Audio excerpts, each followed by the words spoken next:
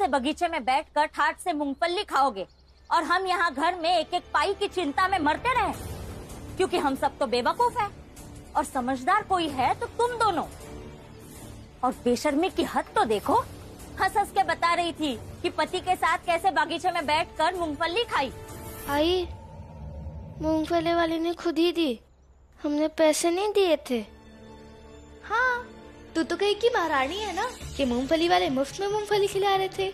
आदत तो हो ही गई है तुम्हारे पति को खैरात में खाने पीने और रहने की, इसलिए तो इतने साल से इस घर में रह रहा है बिना कमाए। अब तुम भी आदत डाल लो खैरात में खाने पीने की। घर की इज्जत की तो चिंता है ही नहीं। अब खड़ी क्या हो, जो सब्जी लाई हो उसे काटो और रसोई में जाके खाना बनाओ।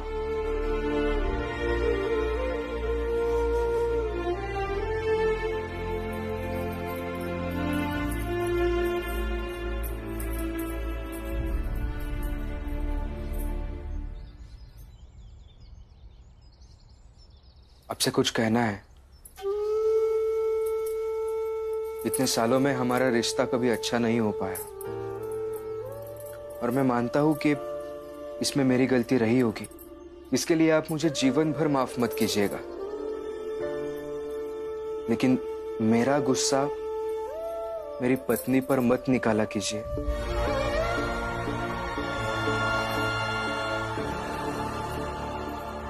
डांटना अलग बात होती है, आप उसे डांट सकती है क्योंकि आप उसकी सास हैं, लेकिन इस तरह सुनाया मत कीजिए। ताने अगर देने ही है तो मुझे दीजिए, उसे नहीं। अच्छा, मतलब अब मैं तुम्हारी पत्नी से भी कुछ नहीं कह सकती? नहीं, मेरा ये मतलब नहीं था। एक काम क्यों नहीं करते? इतने बड़े हो गए हो, अब घर से अलग क्यों नहीं रहते? अपनी पत्नी को भी साथ ले जाओ। कुछ नहीं कहूंगी मैं। सौतेले बेटे हो ना, शायद इसलिए मेरा दुख समझते नहीं हो। अपने बेटे होते तो शायद समझ भी लेते।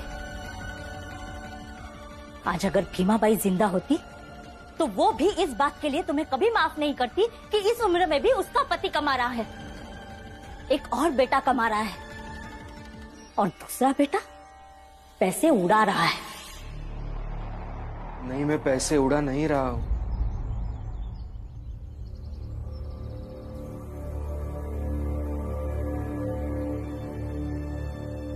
जिसे तुम पढ़ाई कहते हो ना, वो अब हमारे लिए पैसे उड़ाना ही है। अपनी पत्नी को लेकर हमसे अलग रहकर देखो तो पढ़ाई करना और पैसे उड़ाना एक ही लगने लगेगा। अपनी पत्नी को लेकर हमसे अलग रहकर देखो तो पढ़ाई करना और पैसे उड़ाना एक ही लगने लगेगा। फिर ठीक है, अलग ही रहेंगे, लेकिन तब भी आप देखिएगा, मेरे लिए पढ़ाई करना पैसे उड़ाना नहीं, बल्कि पढ़ाई करना ही रहेगा।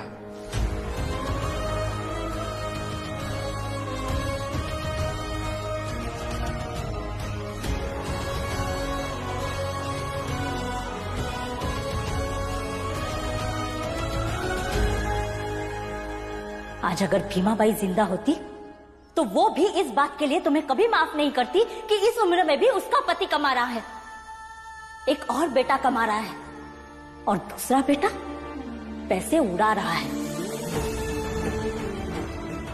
अपनी पत्नी को लेकर हमसे अलग रहकर देखो तो पढ़ाई करना और पैसे उड़ाना एक ही लगने लगेगा।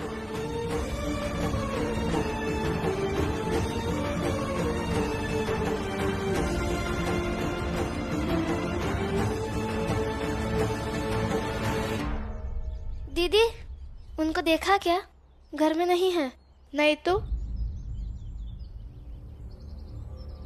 अरे डलिया माँ कह रही थी कि पिम को अभी कहीं बाहर जाते हुए देखा, बहुत उदास था। कुछ हुआ क्या? घर में सबसे आराम से तो वही रहता है, फिर भी उदास है। अब इसमें कोई क्या करे? लाओ इधर चाय, काम पड़ा है बहुत रसोई में, जाके करो।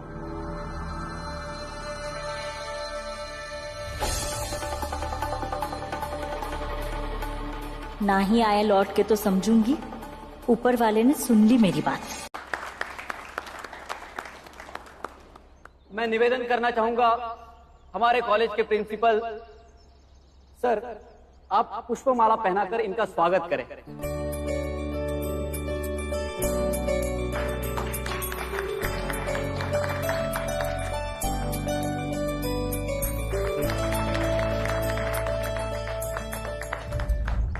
माननीय अतिथिगण, हमारे सारे छात्र मेधावी हैं, किंतु सबकी परीक्षा ली जाए ये तो संभव नहीं है, इसलिए उन सब में से जो बेहतर है वो चुनकर आपके समक्ष है। यह है नरोत्तम जोशी, सदाशिव कुलकर्णी, देशराम पाटिल और मनोहर शास्त्री।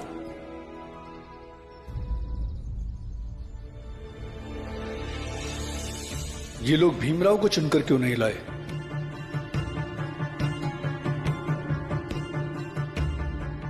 आप इनसे जो चाहे सवाल पूछ सकते हैं। जरूर। धर्म, कुल, जाति इन सब का त्याग करके कोई भी व्यक्ति एक क्षण भी नहीं रह सकता। हम हमारे धर्म के रक्षा हेतु अपने मांग पर अड़े रहेंगे। भीमराव को विज्ञान नहीं पढ़ने देंगे। छात्रों, मुझे ये बताइए, कोलंबस और वास्को दी गामा, इन दोनों में क्या समानताएं और क्या असमानताएं थी? दोनों में ये समानता है कि दोनों ही नाविक थे, महत्वाकांक्षी थे और बहादुर थे। और विषमता ये है कि दोनों ही समुद्री रास्ते से इंडिया की खोज के लिए निकले। कोलंबस इंडिया की जगह अमेरिका जा पहुंचे और वही वास्को डी गामा ने इंडिया तक की सफर तय किया।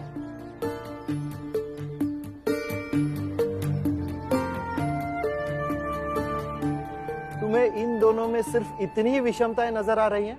हाँ सर, यही अंतर था। वास्को दी गामा पूरी तैयारी, अनुसंधान और नक्शे के साथ भारत की खोज पे निकला था, जबकि कोलंबस की तैयारी उतनी पुख्ता नहीं थी। तो इन दोनों में सबसे बड़ी विषमता काम के प्रति उनके नजरिए की थी। नजरिया बहुत मायने रखता है। तुम्हें इतिहास की सूचनाएं तो याद है, लेकिन इन सूचनाओं से मिलने वाली जो सीख है वो चीज तुम्हें नहीं पता। और इतिहास से अगर सीख ना मिल पाए, वर्तमान और भविष्य की तैयारी या बेहतर ना हो पाए, तो इतिहास सीखने का कोई मतलब नहीं है। बच्चे हैं, धीरे धीरे सीख जाएंगे। अच्छा, ये बताइए कि आर्किमिडीज का सिद्धांत क्या कहता है? अरे नरोत्तम जोशी, बताओ। आर्किमिडीज का सिद्धांत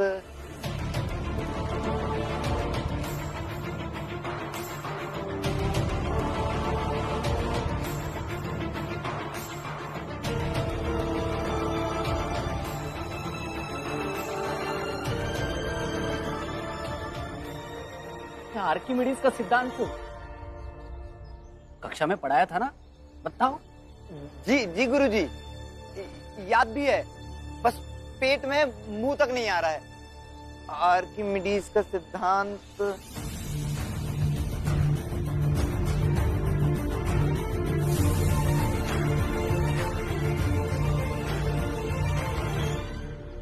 नरोत्तम बेटा, आराम से सोच के बताओ। आर्किमिडीज, हाँ सर, याद आ गया। यही कि कोई डूब जाता है, कोई तैर जाता है। क्या डूब जाता है, क्या तैर जाता है?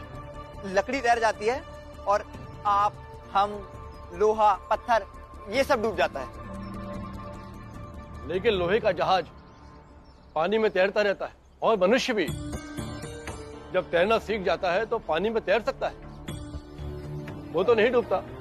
सर, लोहे के जहाज को पानी में उतारने से पहले उसकी पूजा की जाती है, ईश्वर का आशीर्वाद लिया जाता है।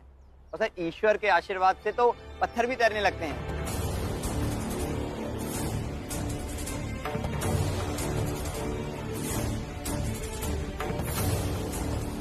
और सर, इंसान इसलिए नहीं डूबता क्योंकि वो तैरना सीखा होता है, और तैरना सीखते ही इसीलिए है ताकि डूबने से बचा जा सके।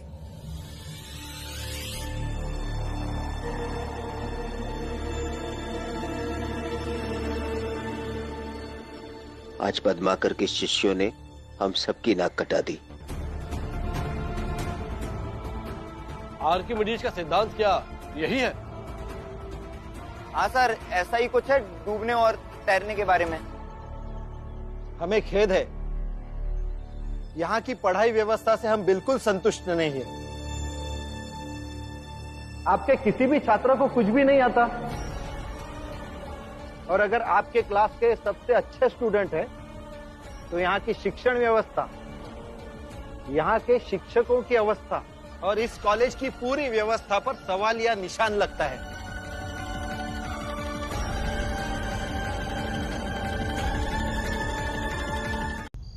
मेरे सिवाय मेरे भाई बहन का और कोई नहीं है, और मैं उन्हें काका काकी के पास नहीं रख सकती हूँ। आप उन्हें जल्दी से जल्दी या तो यहाँ ले आइए, नहीं तो मुझे वहां छोड़ दीजिए। देखो रमा, तुमने मुझसे शादी की है ना, तो मेरी ये जिम्मेदारी है कि मैं हर तरह से तुम्हारा ख्याल रखूं। और ख्याल रखने का मतलब ये होता है कि तुम्हारे सुख दुख, परेशानियां सबको अपना मानना। तुम चिंता मत करो,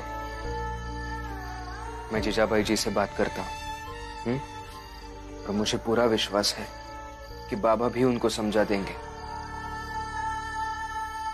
शादी के बाद ही उन्हें लाना था, लेकिन इतने दिन हो गए। इतने दिन काका काकी ने संभाला, वही बहुत है। कुछ भी करके मेरे भाई बहन को जल्दी से जल्दी यहाँ ले आइए, नहीं लाए तो उन्हें काका काकी उनके साथ भी वही करेंगे जो मेरे साथ करते थे। उन्हें खाना नहीं देंगे, सोने के समय में आंगन में खड़ा कर देंगे, और बहुत भूख लगने पर मिर्ची खिला देंगे और पानी के लिए तरसा देंगे। मैं उन्हें ये तकलीफ नहीं झेलने दे सकती हूँ।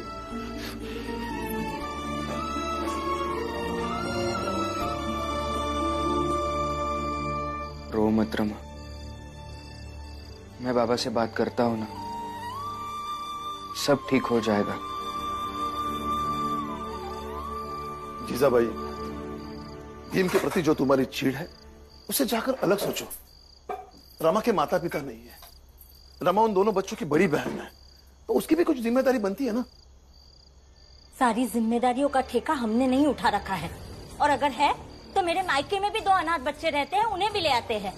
और उन्हें क्यों, बम्बई में बहुत सारे अनाथ बच्चे होंगे, उन्हें भी उठा कर ले आते हैं। ये वजह बात को बढ़ा रही हो तुम। बम्बई के सारे बच्चे और रमा के 2 भाई बहन एक नहीं हो सकते। बेवजह तो मैं कोई भी बात नहीं करती सूबेदार साहब। लक्ष्मी,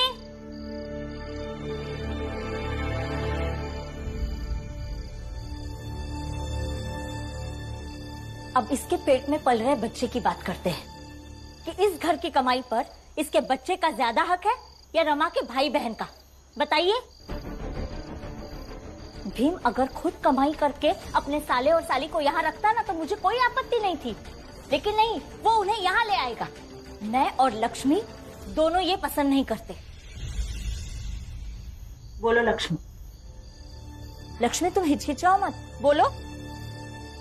हाँ बाबा, मेरी समझ से रमा के भाई बहन को लाना ठीक नहीं होगा।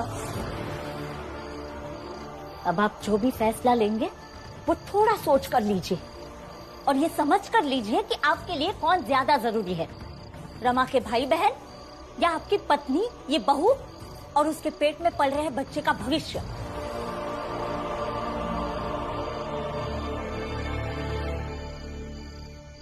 बाबा। भीम,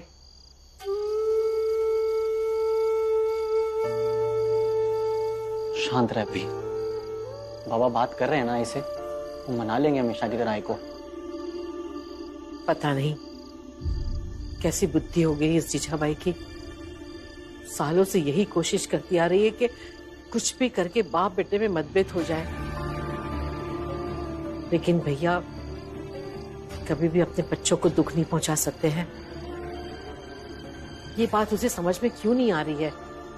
समझ तो सब आ गया है मुझे कि आखिरी फैसला उन्हीं का होगा, और वही होगा इस घर में जो वो चाहते हैं, जैसे आज तक होता आया है।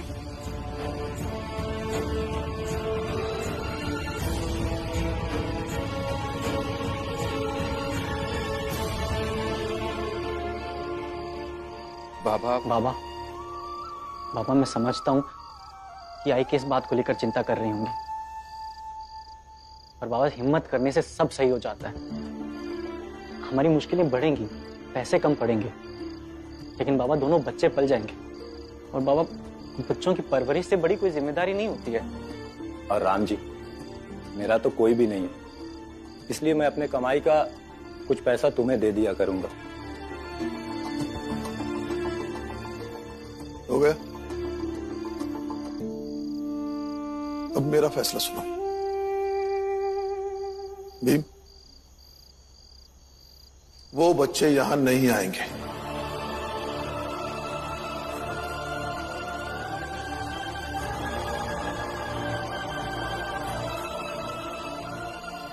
बाबा लेकिन ये सब बातें शादी के वक्त ही हो गई थी ना, फिर अभी ये सब बात से पीछे नहीं हट रहा। उन बच्चों की जिम्मेदारी हम लेंगे, लेकिन बच्चे इस घर में नहीं आएंगे। फिर उन बच्चों का क्या करना है, कैसे करना है, सोचते हैं। लेकिन यहाँ लाने में क्या दिक्कत है बाबा? दिक्कत यह है कि इस घर में सिर्फ भीम और रमा नहीं रहते, बल्कि मेरी पत्नी भी रहती है, और उसका ख्याल रखना मेरा कर्तव्य है, मेरी जिम्मेदारी है। और एक जिम्मेदारी निभाने के चक्कर में मैं बाकियों के लिए गैर जिम्मेदार नहीं बन सकता। नहीं, मेरे भाई बहन को ला दीजिए, वो बहुत परेशान होंगी। रमा, तुम अभी चुप रहो। लीजिए हो, दोपहर हो गया, भाई तक से खेल रहे हैं। ए बच्चा लोगन, ए रुका, चल बेटा, चल के पहले खाना ना खा ले, बाद में खेलना। हाँ, जाओ तुम लोग भी अपने अपने घरे जाओ, खाना ना खा के फिर खेलना, ठीक है? जाओ घरे जाओ अपने। दीदी भूख लग गई है। ए रुको, इधर आओ। भूख लगी है? बाप का घर है तुम्हारे? पर मामी, हमारे बाबा तो बहुत पहले मर चुके हैं और उन्होंने कोई घर भी नहीं बनाया था। लेकिन ये हमारे जीजा जी का घर है। सही बात है।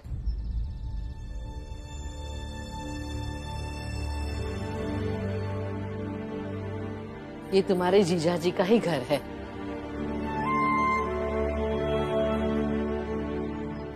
रमा, ओ रमा, देख जरा। दीदी भूख लगी है। तुम इस रमा के दोनों भाई बहनों को ले तो आए हो, लेकिन एक बात कान खोलकर सुन लो, उन दोनों के लिए इस घर में एक रोटी ज्यादा नहीं बनेगी।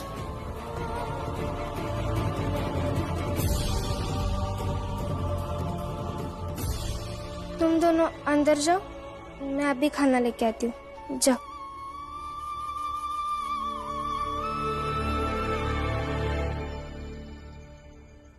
राम जी, मुझे ऐसा लगता है कि जीजाबाई उन बच्चों को चैन से रहने नहीं देगी, उन सबका जीना हराम कर देगी। बस भीम की पढ़ाई खत्म हो जाए, उसे एक अच्छी सी नौकरी मिले, फिर बांटकर उसे अलग कर दूंगा। उसके बाद वो अपनी पत्नी का और उन दोनों बच्चों का अच्छी तरह से ख्याल रख पाएगा। लेकिन राम जी, भीम तुमसे अलग रह नहीं पाएगा। उसे रहना पड़ेगा, बस सही समय का इंतजार है।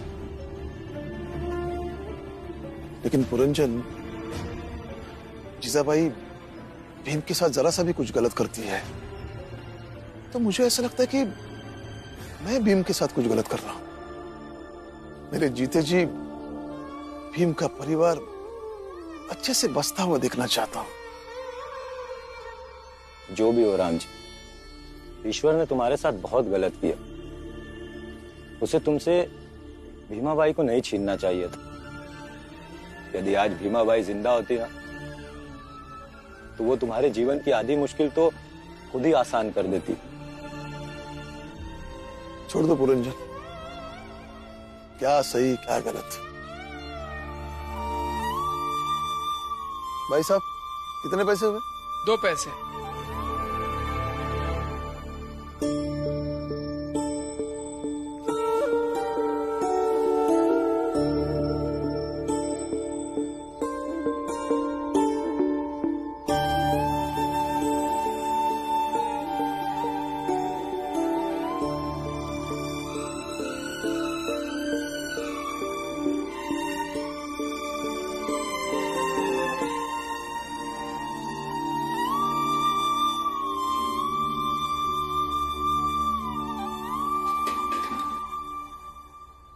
रुको रुको,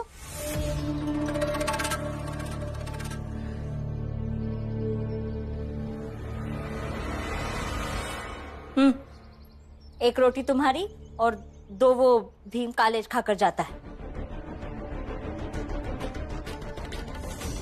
जाओ, अब मुंह क्या देख रही हो? और हाँ, शाम का खाना बनाने से पहले रसोई में मत आना। अरे रुको, सब्जी थोड़ी ज्यादा है।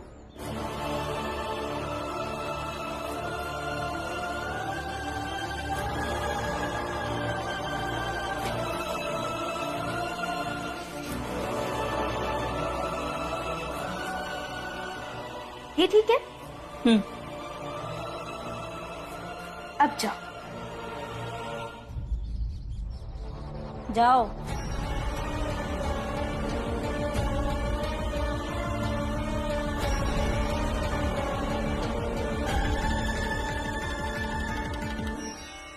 आई, मुझे ये करके अच्छा नहीं लग रहा है। रमा को मैं अपनी छोटी बहन मानती हूँ, पर क्या करूँ? भीम भाव को पढ़ाई से हटाकर कमाई के रास्ते पर लाना है, इसलिए ये सब करना पड़ रहा है। तुम खुद को गलत मत समझो। कभी कभी सही राह पर लाने के लिए गलत बर्ताव करना पड़ता है। वही मैं भी कर रही हूँ और तुम भी। छोड़ो, खाना लगाओ सबके लिए। रमा, ए रमा, रमा, ए रमा, क्या हो गया करके? पता नहीं, सुबह नाश्ता तो किया था, पता नहीं क्या हुआ। कितना कहते कि ढंग से खाया कर, लेकिन नहीं सुनती ही नहीं है। वैसे ही ये कमजोर है, खाना नहीं खाएगी तो ऐसे ही होगा। जोर जबरदस्ती खिलाया करो इसे। हे डलिया अम्मा, पानी छिड़को ना थोड़ा।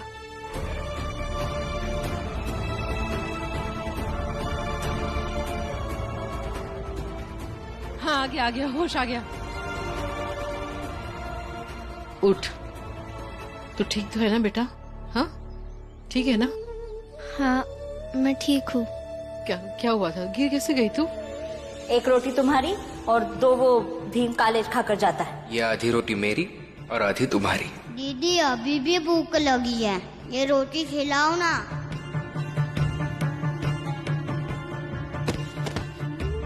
पता नहीं, शायद चक्कर आ गया होगा बुआ। चक्कर?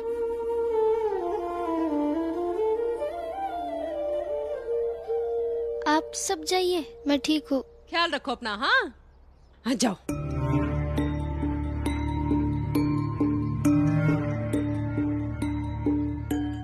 चल अंदर चल, आराम कर। चल, चलो बच्चों अंदर चलो। चल आजा अंदर, आराम कर।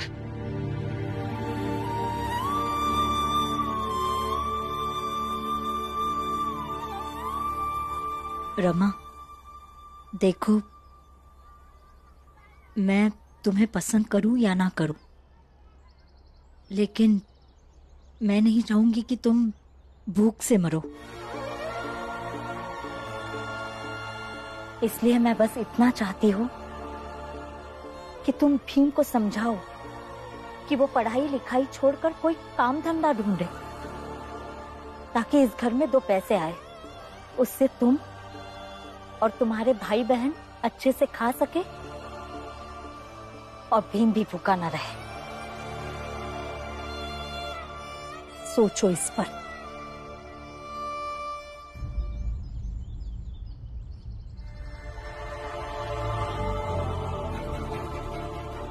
जो आदमी पार्क में भी जाकर पेड़ पौधे फूल झूला या फिर लोगों को ना देखकर बस किताबें या गुरुजी के पास रहते हैं, उनसे पढ़ाई छोड़ने की बात करके मैं पाप नहीं कर सकती हूँ।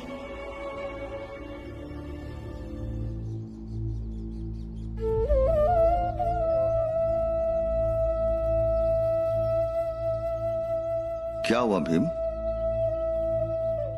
नहीं, कुछ नहीं गुरुजी। भीम, तुम झूठ बोलते हुए अच्छे नहीं लगते।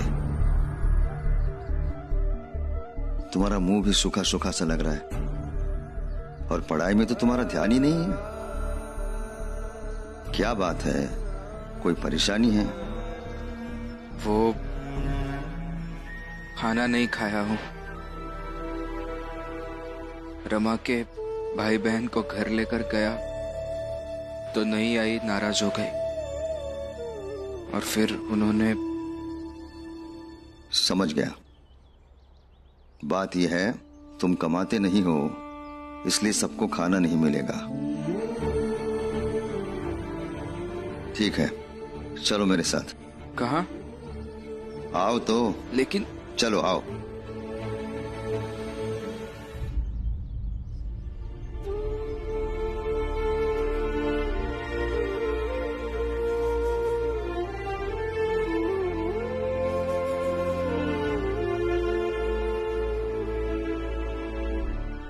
कबीर सीप समंद की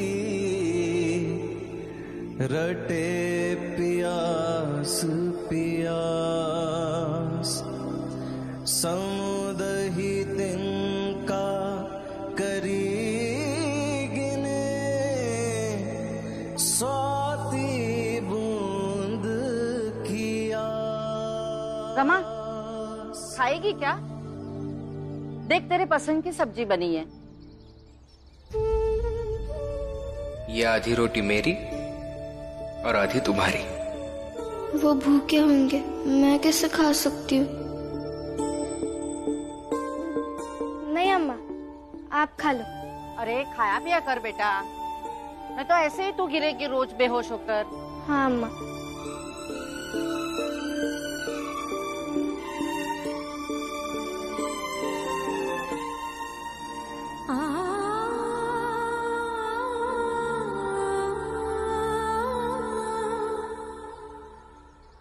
हे भूख, तूने मुझे आज बहुत परेशान किया है।